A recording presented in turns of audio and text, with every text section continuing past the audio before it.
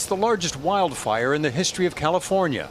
Flames have ravaged forests in Washington state, and fire has incinerated communities in Oregon. It's like the 7 plagues, biblical sense. It has taken all of that to prompt a visit to the West Coast by U.S. President Donald Trump. We have meetings with FEMA, and we have meetings with a lot of people having to do with California, Washington state, and Oregon, and I think they'll go very well. They're doing an incredible job. But the political gulf between Trump's Washington and West Coast states could not be wider.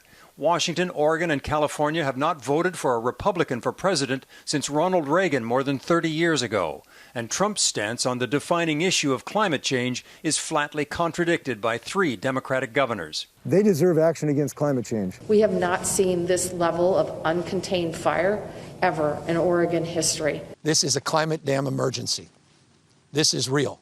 But President Trump has dismissed climate change, rolled back environmental laws, and blamed wildfires on state mismanagement of the forests. You know, it is about forest management. Please remember the words, very simple.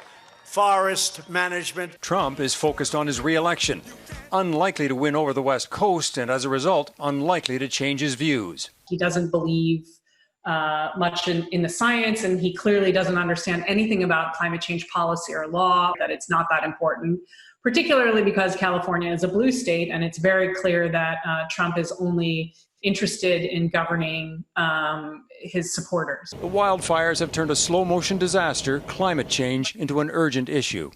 Democratic presidential candidate Joe Biden seized the moment to declare Trump out of step with the needs of a country facing multiple crises. If you give a climate arsonist 4 more years in the White House, why would anyone be surprised if we have more America ablaze? Biden says he would follow the science to address climate change. The science predicts more wildfires with greater intensity over a longer season in the years ahead. Trump seems convinced his supporters will not abandon him over climate policy, perhaps calculating that on the West Coast there aren't enough of them to make a difference in November's election anyway. Eric Sorensen, Global News, Toronto.